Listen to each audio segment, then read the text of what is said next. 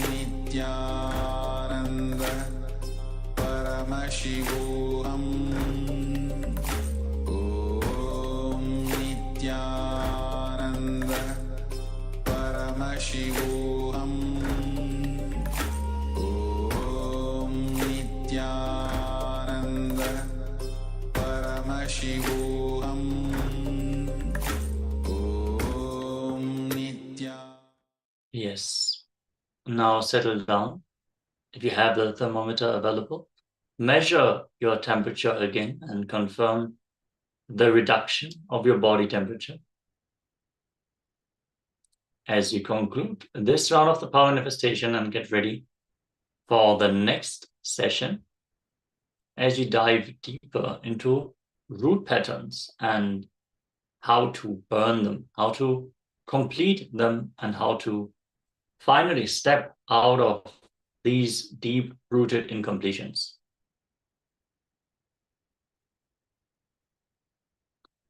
Why work on root pattern completion? Just by removing a tree completely, just by uprooting the tree, you cannot be saved that nothing else will grow in that place, or the tree won't happen again in that place. Even if you uproot the tree, the essence of the tree stays in the ground. So when the water comes and the sun comes, the tree might start happening again. There are some trees you don't need a full seed for that tree to happen. Just the essence of that tree is there in the mud enough. It'll grow. Just removing your root pattern is not going to completely liberate you. How to stop the tree not happening again. How to make sure the tree will not happen again. How to make sure the tree is not going to sprout again. Burning, boiling the very root, the very land where the root can sprout. Same way, burning your incompletions. Burning your consciousness, purifying it to the root, from where even the root pattern cannot sprout, cannot grow, it cannot sprout. That is what is called complete completion, in the words of the Supreme Pontiff of Hinduism himself. For your root patterns to grow again, you don't need to leave the 3-inch or 1 inch. If you go back and see the same people, that is enough.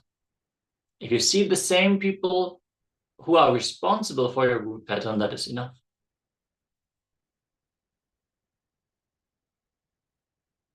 Our body is basically hardwired. Our brain is hardwired. The system is developed to experience so many extraordinary powers. Understand, you are not built just to be a clerk, just to be an attendant or to be a worker. Your being is basically built in to experience God, to experience the divine, to experience the ultimate, to experience the complete completion, to experience Mahadeva. Your body is basically built for experiencing many extraordinary things. That is why when Hinduism introduces you to you, it says, Shrunvantu Vishve Amritasya Putraha. Oh, listen, sons of immortality. Hinduism does not introduce you to you as a sinner. It introduces you to you as a son of immortality. When you engage, entertain the incompletions, when your thinking is from incompletions, it naturally leads to more and more incompletions. The thinking from incompletions leads to more and more suffocation. Basically, incompletions are trying to make you believe your life is influenced by the factors which are not in your control. Completion is making you understand that not only your life, but anything you see is under your influence. A gold coin, when you start dipping that into mercury, it'll just melt and disappear into the mercury. When this process is happening, from the side of gold, if you see, you will feel I'm losing everything. From the side of mercury, if you see, I'm gaining everything. When you look, when you perceive, when you cognize from body, from the incompletions, you will see everything is beyond your influence. There is no factor in your life which you can influence. Everything about your life is influenced by external factors. That is what makes you believe constantly in impossibility. Can you do this work? No, because so many other things involved. Can you do this work? No, it may rain or shine. How do I know? How can I control that? I cannot control that. People who cognize from incompletion, they have done PhD in problem creating. All incompletion is nothing but the fact not being given enough inner space and cognition and respect by you, and the perception itself is given the first priority and respect. What we perceive to be true, if we think back to the beach example, we perceive the beach to be a dangerous place. That's why we don't go there. The perception is giving the first priority and respect. If the perception is recorded as a reality in you, which is going to be constantly changing, it will give you a deep insecurity and instability in your life. But instead, if the fact is given the place of reality, and the perception is given the place of perception, the recognition, the recognition, the change of perception will not lead to more and more incompletion. All incompletions boil down to just two patterns: violence and fear. Both are one and the same. When fear comes, violence comes. When violence comes, fear comes. That's all. That is the root pattern. When we fear that we are going to suffer, unconsciously we are inviting that pattern to manifest in our life. When we are acting from violence, naturally we are attracting the energy of fear, because we are distorting, we are disturbing the natural flow of things. Let us now enter into an assignment. Burning the roots is complete completion. Now see how your perception appears as a fact, and a fact appears as a perception, and the fact which is not influencing your decision, and perception is influencing your decision. Get 5 examples of the perception influencing you as a fact and forcing you to take decision, and 5 more examples where a fact is influencing you as a perception and forcing you to take a decision. If the fact is cognized as a reality, it leads to more and more completion. And the completion-based thinking leads to more and more liberated thinking. Let us now enter into this exercise. If you have any questions about this assignment, let us know in the chat below. We are happy to respond to any of your answers and alleviate you from any doubt about this process. Let us now get into this process.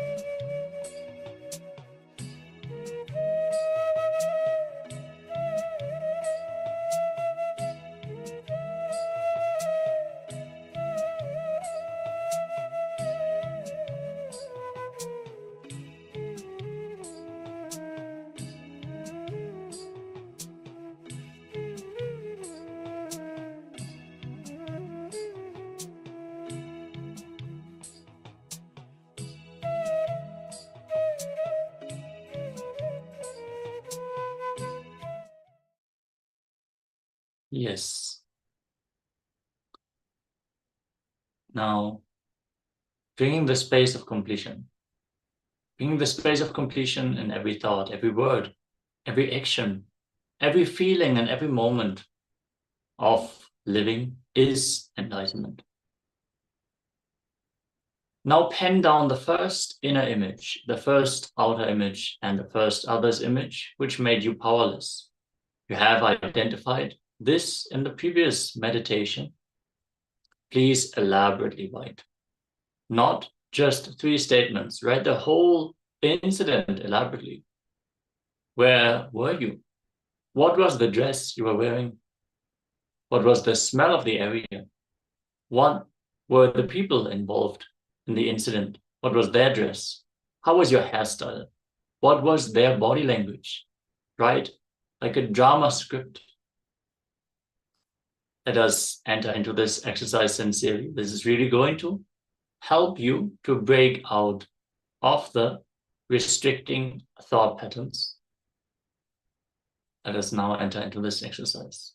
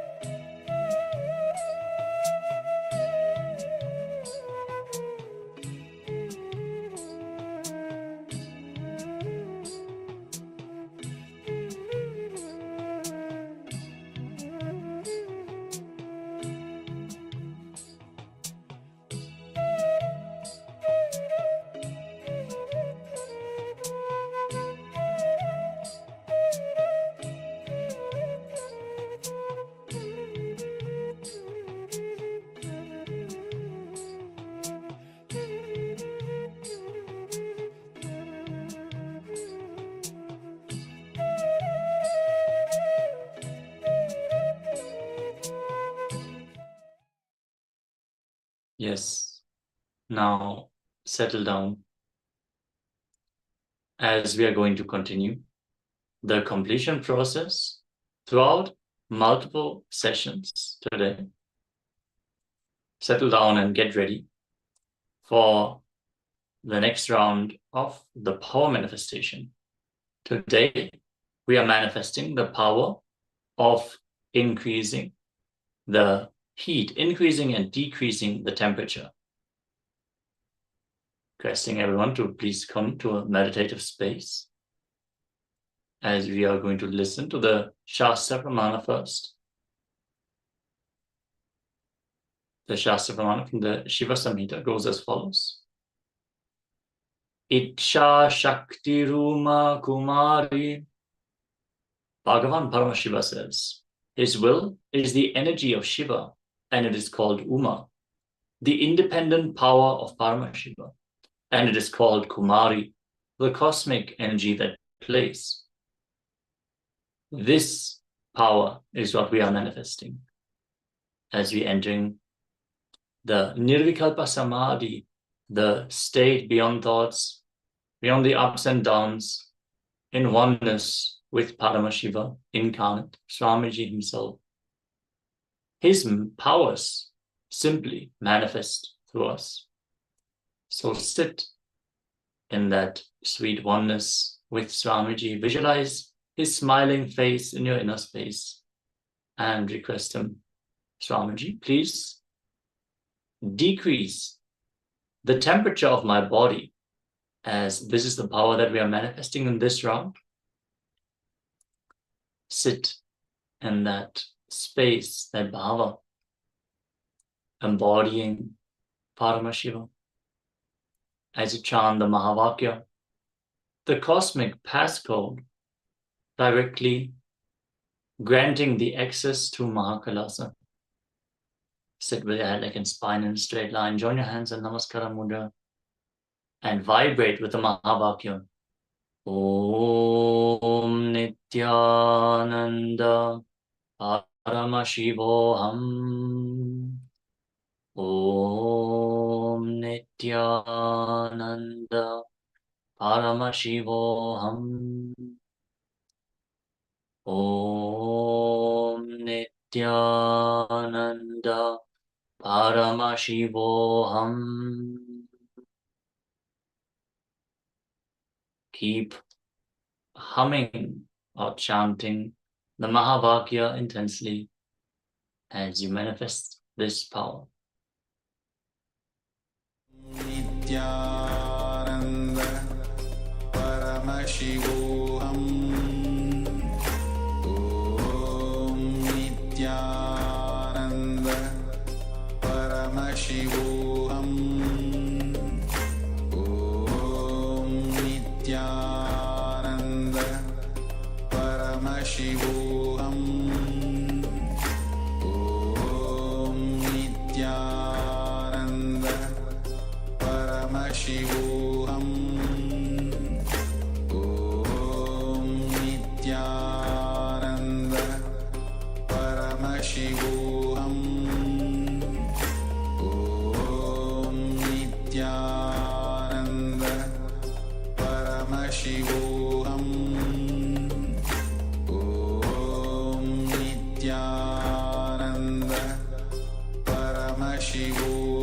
Paramashivoham. Om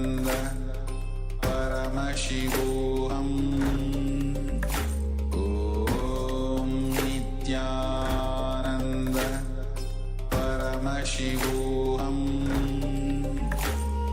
Paramashivoham. Om Nithyananda Paramashivoham. Om Nithyananda Paramashivoham.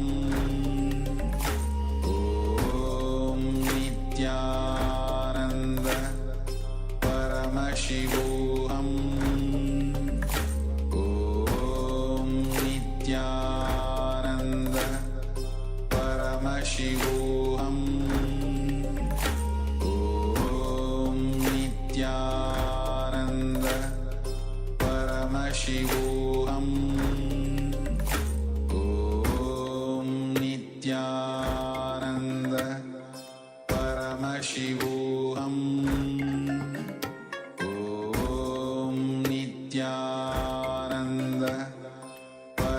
Paramashivoham. Om Nithyananda Paramashivoham. Om Nithyananda Paramashivoham. Om Nithyananda Paramashivoham. Om Nithyananda Paramashivoham. Om Nithyananda Paramashivoham. Om Nithyananda Paramashivoham.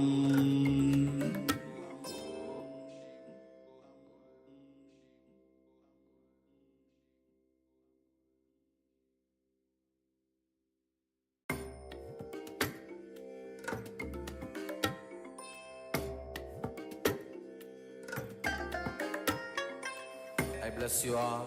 Let you all open all your three eyes and manifest the powers of Mahasadashiva. Om Nithyananda Paramashivoham. Om Nithyananda Paramashivoham. Om Nithyananda Paramashivoham. Om Nithyananda Paramashivoham. Om Nithyananda Paramashivoham. Om Nithyananda Paramashivoham. Om Nithyananda Paramashivoham. Om Nithyananda Paramashivoham. Om Nithyananda Paramashivoham. Om Nithyananda Paramashivoham.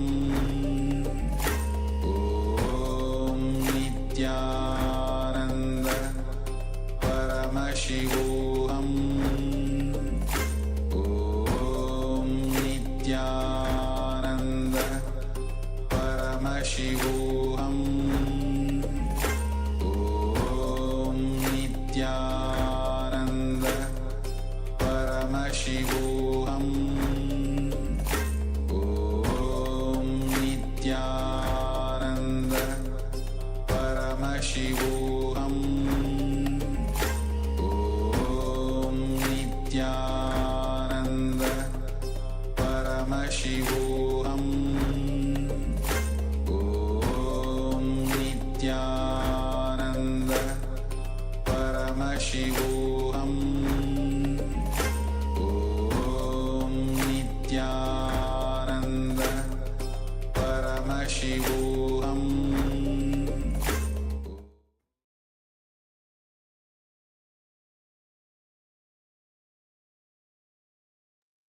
Yes, now settle down and verify your palm manifestation. If you have the thermometer available, check the temperature change. If you don't have it available, you can just feel the shift in your body temperature.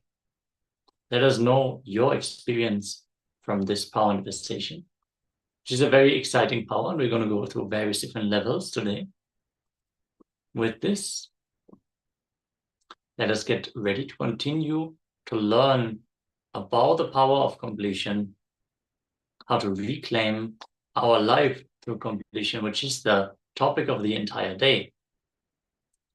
With this, we're going to hand over the session to the next acharya, as we're going to conclude this session with a Purna mantra. Sit straight with the head, neck, and spine in a straight line, and let's chant the Purna mantra.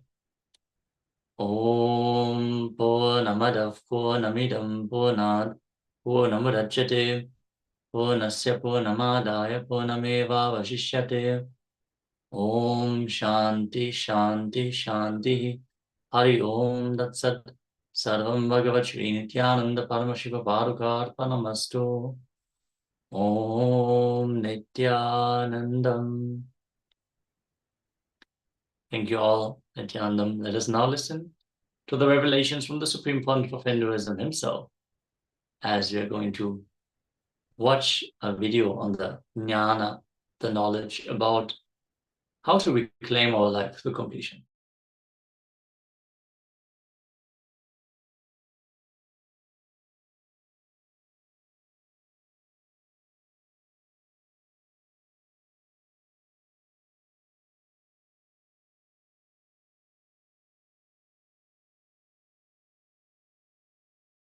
One, try to remember the earliest, as far as your memory goes, the earliest first time you felt powerless, either by fear or guilt or weakness. First time when you felt powerless. It can be as simple as your mother made you sit on the dining table, or you were playing in the rain and your mother slapped you and dragged you inside the room, or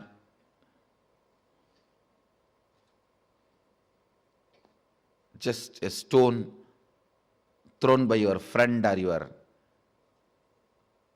brother has hit you. It can be as simple as this, or your sister snatching the ice cream. Now, usually sisters don't snatch, only brothers snatch. No, I have seen. Sister is the best relationship. I grew up in large family. Sister is the best relationship. It can be as simple as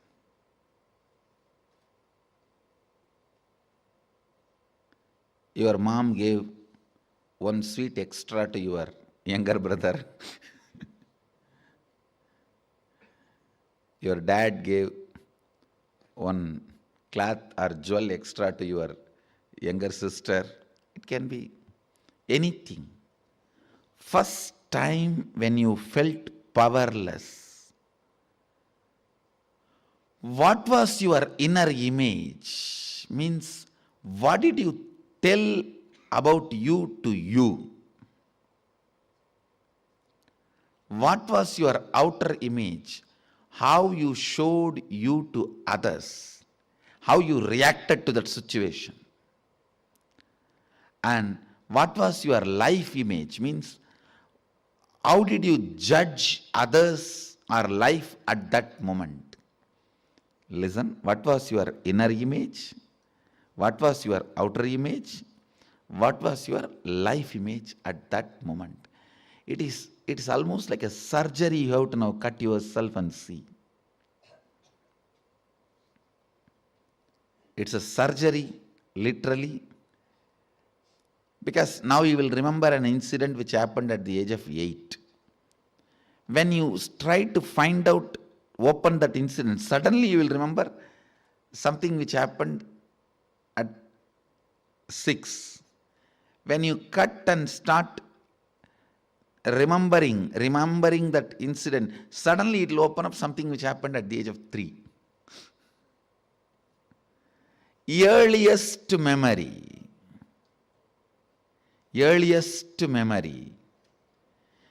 First time, as far as you can remember, when you became powerless.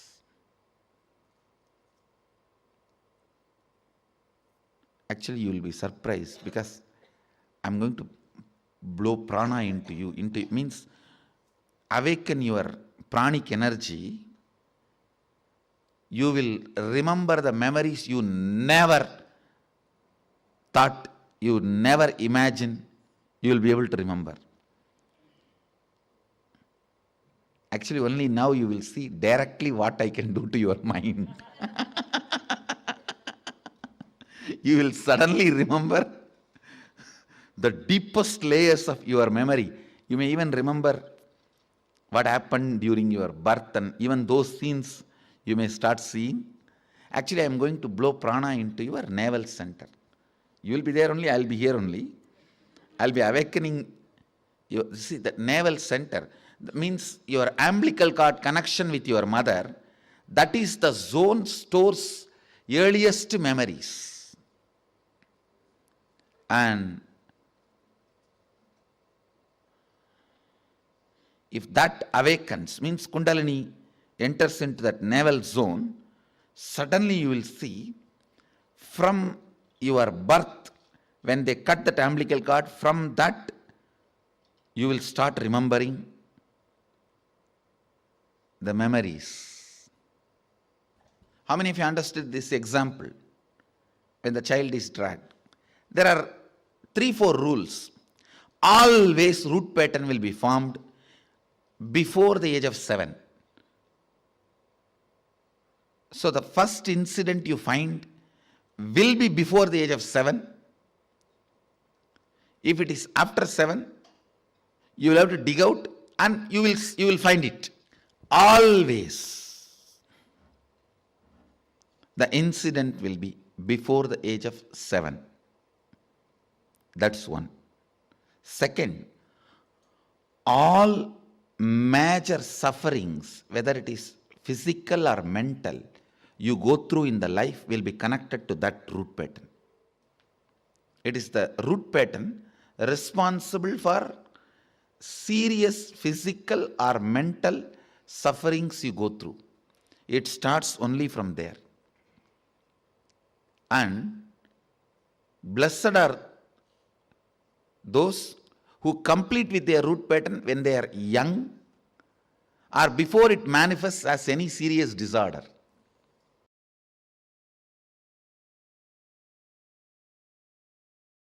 When you complete with your root pattern,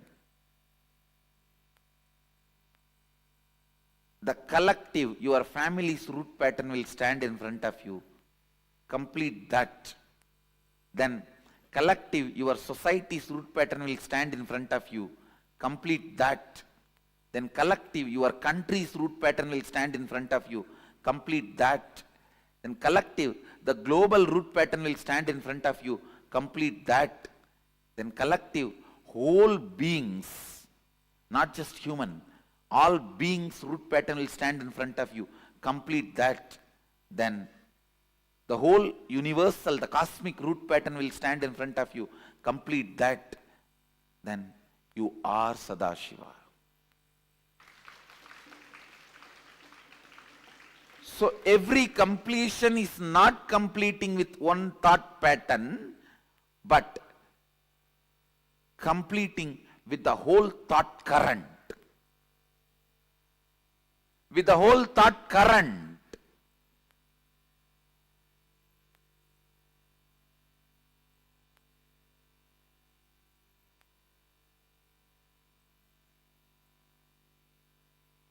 If you have a slight tiredness, boredom, headache after you wake up, change everything. Not just your pillow or bed. Everything. I'm not talking only about the external, internal. Change everything. The way you think, the way you perceive about life, the way you perceive about death, the ideas you have about God, the ideas you have about the universe, the ideas you have about you. Say, na iti, not this, not this.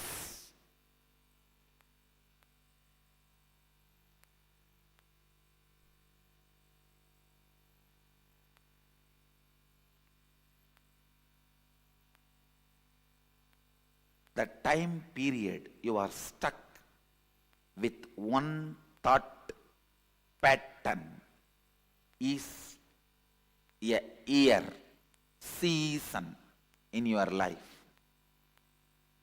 The time you are stuck in what thought current is life in your life.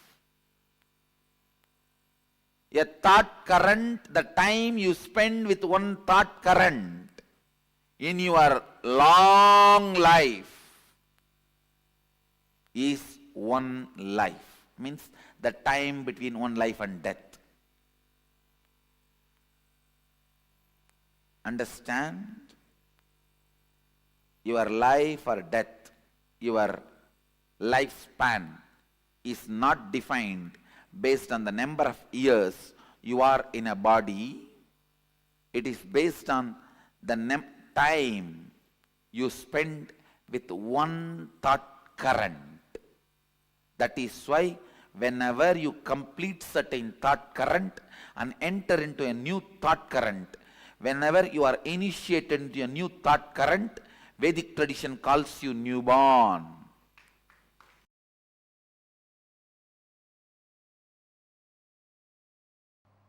Please recite the first verse along with me. Keneshitam patati preshitam manakena pranaha pratama praiti yuktaha. It is not that only Gurukul kids should chant. You can also recite. Keneshitam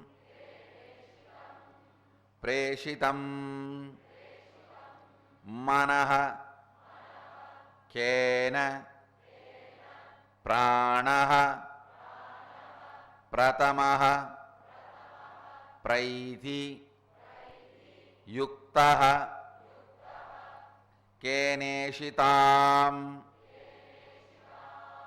vachamimam vadanti chakshuh shrotram kabudevo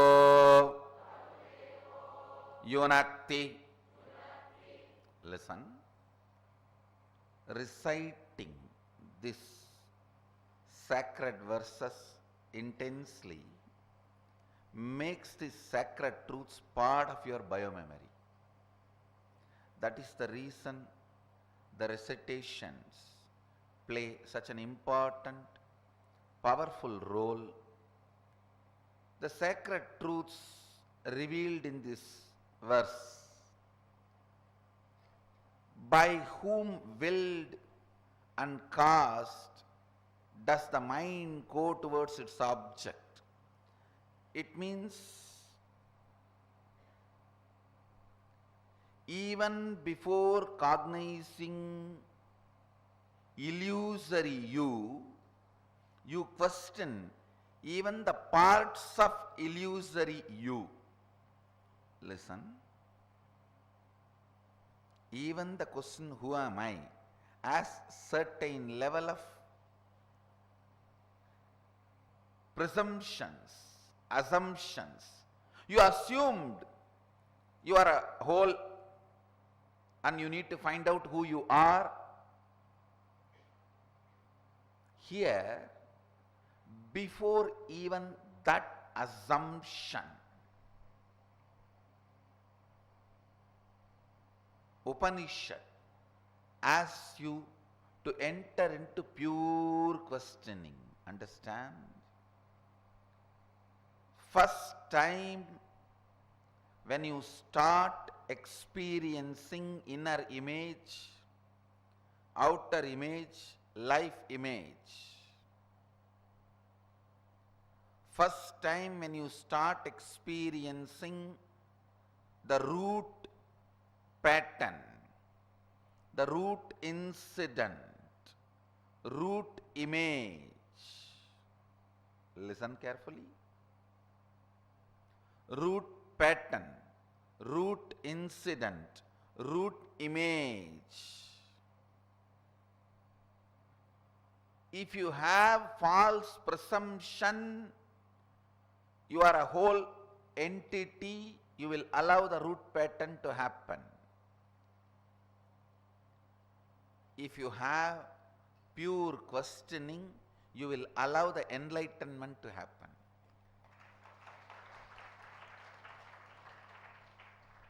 I know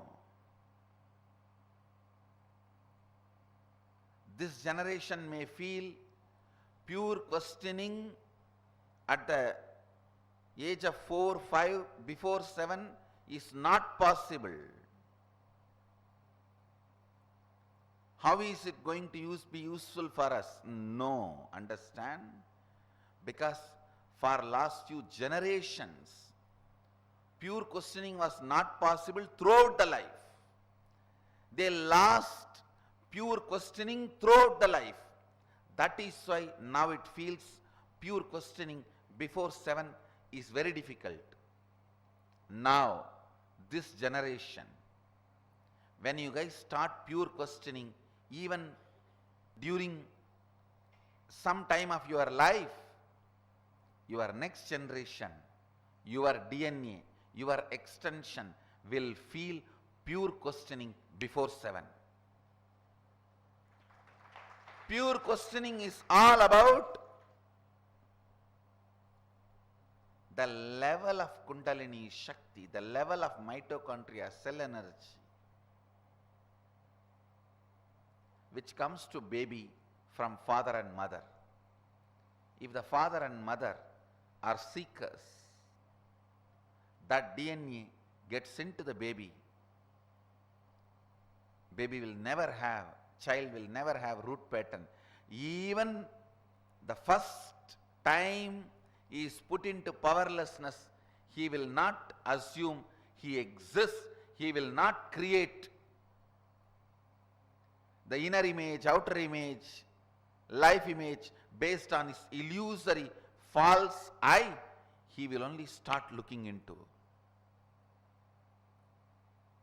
by whom willed and caused does the mind go towards its object. Means who is creating inner image in me? By whom directed and united with which does the first vital life energy and chief cause comes forth towards its activities? Means who is creating my outer image? Understand? Each line, the first line is the action of creating inner image. If you don't ask the first line, your inner image will be created. If you ask the first line, you know what is the action creating the inner image. Listen carefully. Inner image is willed and caused by something which empowers the mind to go towards its object. Listen carefully. First time in your body, when mind moves towards some object, that movement is called inner image. It will create an inner image in you. If you allow that movement without being awareness, without being aware of it, you will create inner image. In that very root, if you question, Keneshitam patati preshitam manakkena pranaha pratama praiti yuktaha.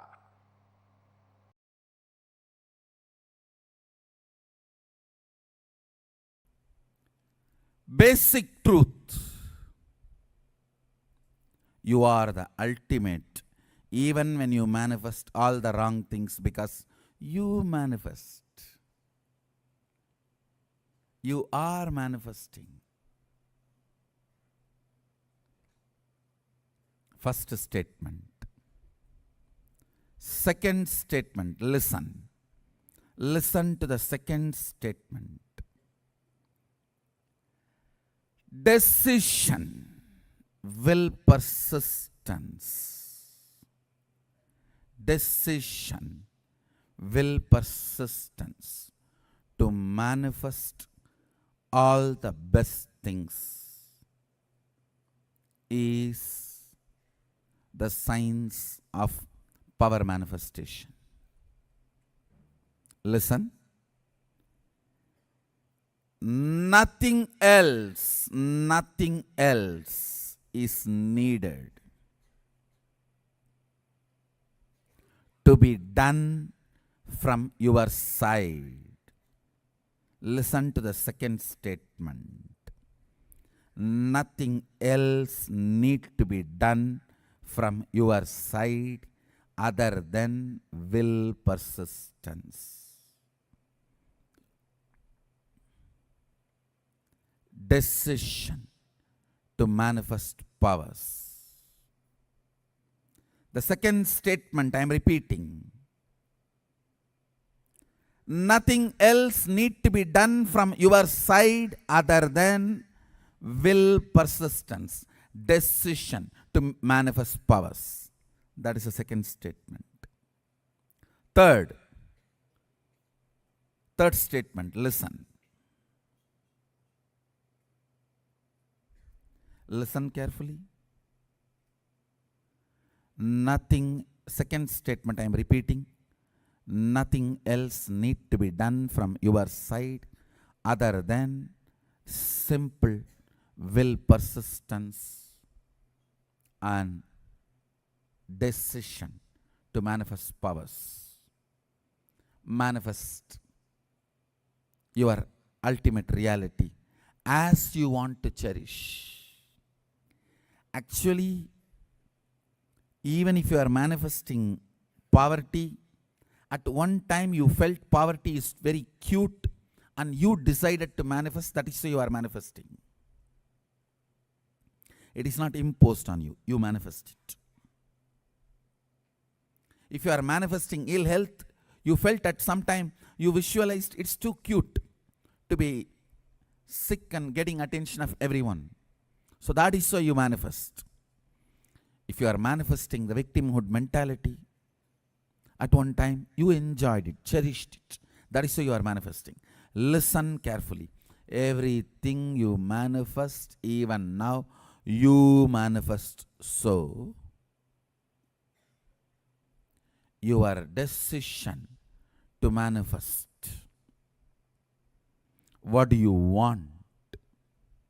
And will persistence is only required for you to manifest powers or whatever you want in your life.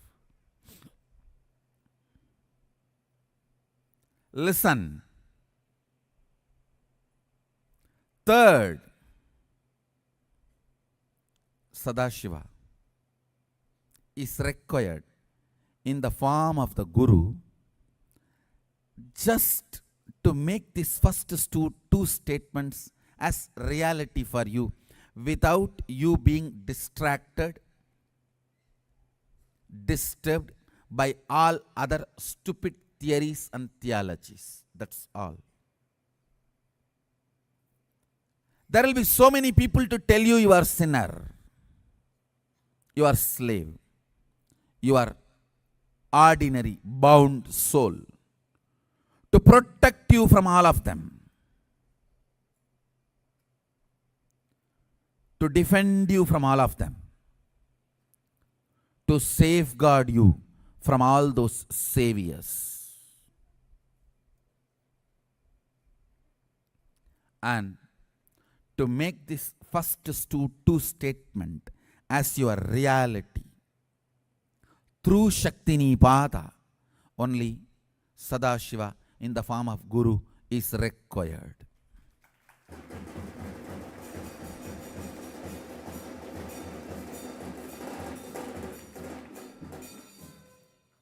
These three statements I am repeating. I wanted to repeat again and again. Maybe even if you guys repeat it 108 times, it will be good. First statement, you are the ultimate, even when you think you are manifesting wrong things in your life. Even if you think you are bound, you are suffering, you are being tortured, you are not in right way, even if you think, you are suffering. Even if you think you are bound,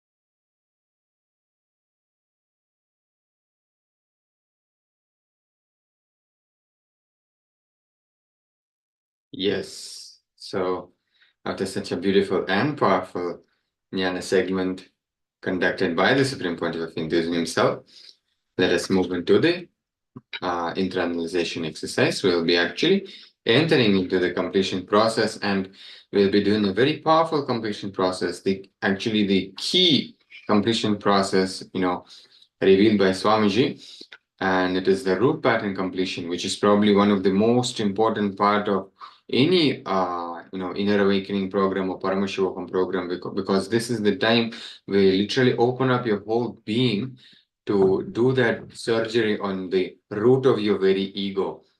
So now I invite all the participants and our online viewers as well to get ready for the powerful process.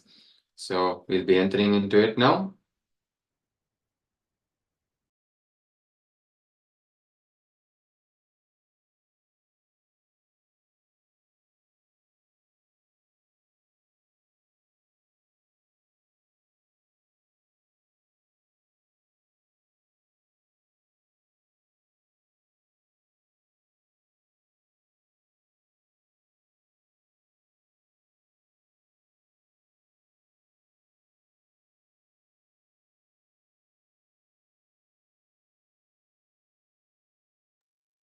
Yes.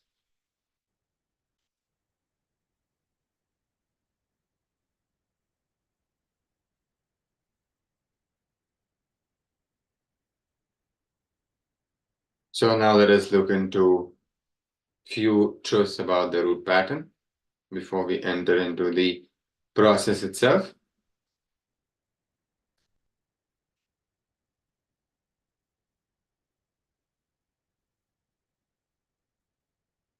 Yes. So let us understand a few things about the root pattern, which will help us to complete and do the exercise properly as well.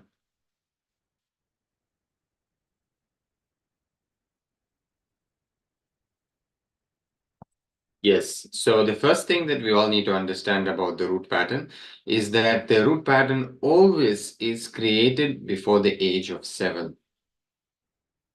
And that the root pattern cannot be developed after the age of 7.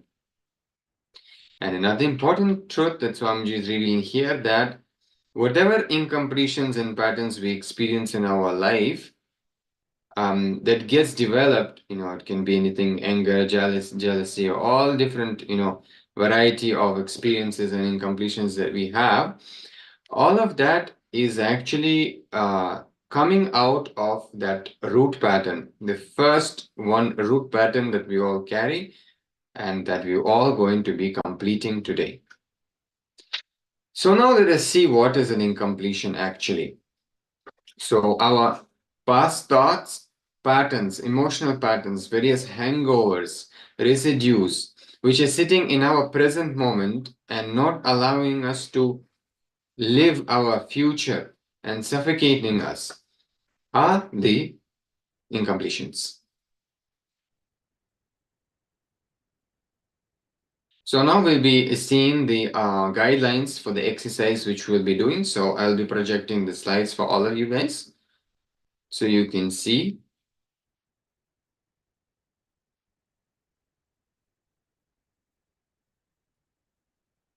Yes.